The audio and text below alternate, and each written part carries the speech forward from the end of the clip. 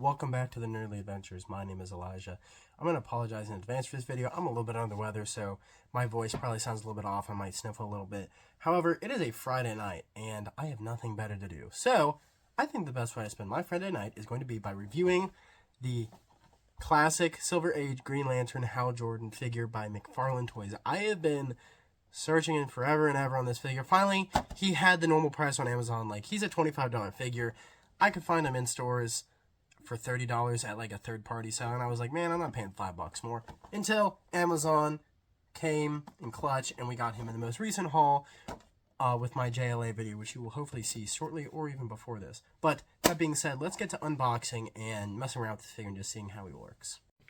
So this is going to be my first time like doing like an unboxing, so it's going to be a little bit shaky, but this is the figure at a better look of it. You can see we got Hal Jordan. He's got the ring on the one finger. He's got his spare hands, his lantern, and his power blast, collectible card, all that jazz. So let's get this guy open and kind of see what he really has.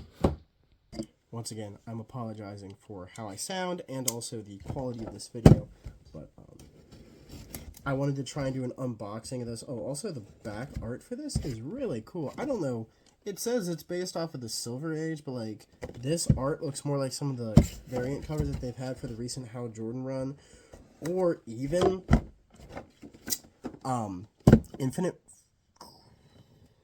the New Frontier. Sorry, I always say Infinite Frontier. That's a totally separate title. It kind of looks like the New Frontier art. Very simplistic colors. I don't know, but it's so great to get a new figure.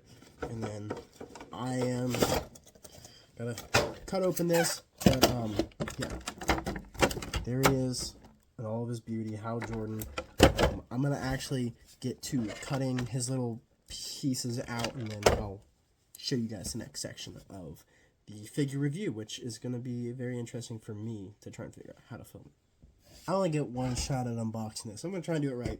One of his power blasts already fell out. However, let's take the figure out of the actual packaging.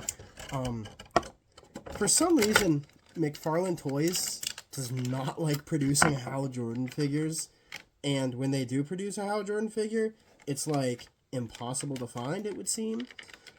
There was one previous Hal Jordan released, and that was in the Hal Jordan and Dawnbreaker 2-pack. That came out a couple years ago now. And the problem with that one is he was like over detailed, like he had like a lot of intricate molding on him, which is great. Like, you know, don't get me wrong, like I love some good molding, but for like this version of the Green Lantern, it's pretty cut and dry. Okay, I was trying to do that without making a whole bunch of noise so the camera couldn't pick up my audio. However, this is the figure himself. Let me shed some light on him. Yeah, that's good.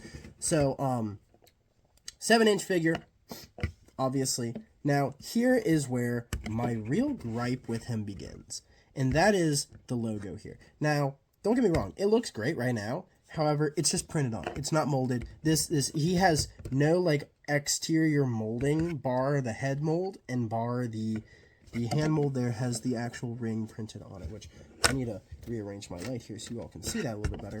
But not that much. There we go. But yeah, so that's really the only molding on him. Obviously, like the boots are molded, that kind of thing.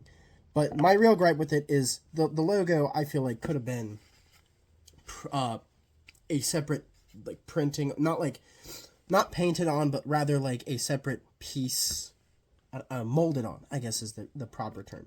But as a whole, I think the figure is pretty good. I mean, it's so hard to find. I don't know why McFarlane cannot produce more of these. I found a ton of Aquamans, I found a ton of Batmans, but I could not find this guy in stores because he was so sought after. But let me show you a closer look of the actual figure because I know my lighting is terrible. I really like his head sculpt. I think it's great. He's got the hair, he's got the mask molded on really well, and like I said earlier, the ring, which I don't think, oh my gosh, it does. The ring has a very small, very slight, I don't know if you can even pick that up on the camera, it has a slight Green Lantern logo appearance to it. But I think the figure himself looks great. As for his accessories, we have the lantern, which, McFarlane Toys cannot keep a solid, like, lantern molding. They keep changing it ever so slightly.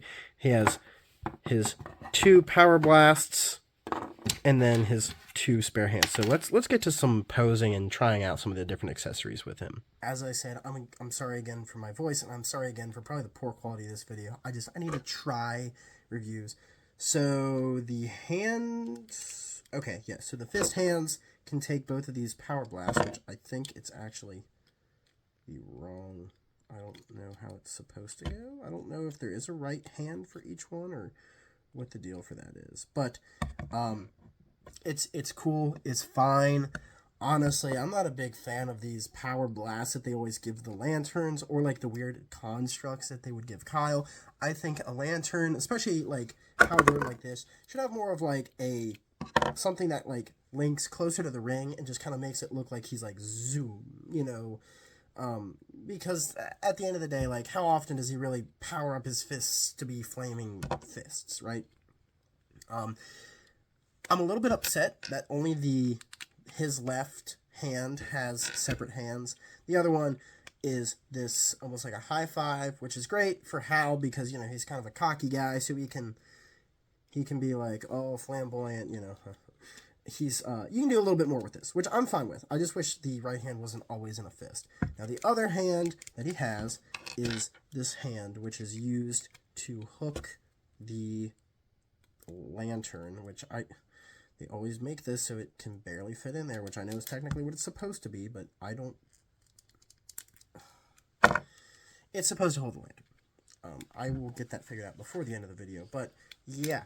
Other than that, I believe he uses the exact same body mold as the Animal Man, the Blue Beetle, Booster Gold, that like same mold. So let me get a couple other figures to compare them to. All in all, it's a solid figure. I'm not going to lie. If nothing else, it is a classic Silver Age Hal Jordan to put with your Justice League. Now, do I have my gripes with it? Yes. Do I wish that more of it was necessarily molded rather than printed, such as his logo, such as his gauntlets? Yes. But at the end of the day, we haven't really gotten like a comic, like a classic Hal Jordan figure, bar the one that we got from the Dawnbreaker 2-pack. But even then, that one was overly done. So I think this is a good, healthy choice. McFarlane Toys just really likes this body mold, and it's starting to get old because I have it on like almost 8 figures, I think now. But Hal Jordan. It was also really hard to find, so if you can find this figure and you're a Hal Jordan fan, I would pick him up. Happy hunting, though, because he is impossible to find. I even talked to a couple of the GameStop employees at some of the stores I looked at, and they were pretty much like, yeah, like, good luck trying to find him. Like, he's not in stock on our website. I don't think we've ever actually had him in the store, you know, and if we did, he sold, like, in a heartbeat. Amazon has him last time I checked, $25. Now, this is the weird thing about the McFarlane, like, so this is the new McFarlane digital Build-A-Figure wave, right? And apparently what you're supposed to do is you get this little card here, you scratch this off, and you put in the website, and you digitally build a figure. I don't get that. I don't know why it's digital. I wish, honestly, if you had all 3 digitally, you would get, like, a $5 off coupon from McFarlane Toys. Like, are they losing money? Probably. But, like, I don't know what they're hoping to achieve with this digital wave. Now, the only figure that I don't have from the current digital wave is the Rebirth Batman, and I don't really have any intention of getting him. I don't really think that there's a need. I have the Nightfall Batman, I have Dark Knights of Steel Batman, and I have the JLA Batman. On top of, I'm trying to even look at my Batman shelf. And First Appearance Batman, which I haven't opened yet. That is going to be really exciting for me to open. I do not need another Batman. The Rebirth Batman looks great, but I don't think he has a wired cape like I would prefer. And at the end of the day, it's $25. If it goes on sale, I'll probably pick it up. Let's be honest. I'm always hunting for more DC figures. The only good thing is he has the Bruce Wayne face. But that all is thoughts for another video. So thank you all for watching. I hope you enjoyed. And in brightest day, in blackest night, Green Lantern.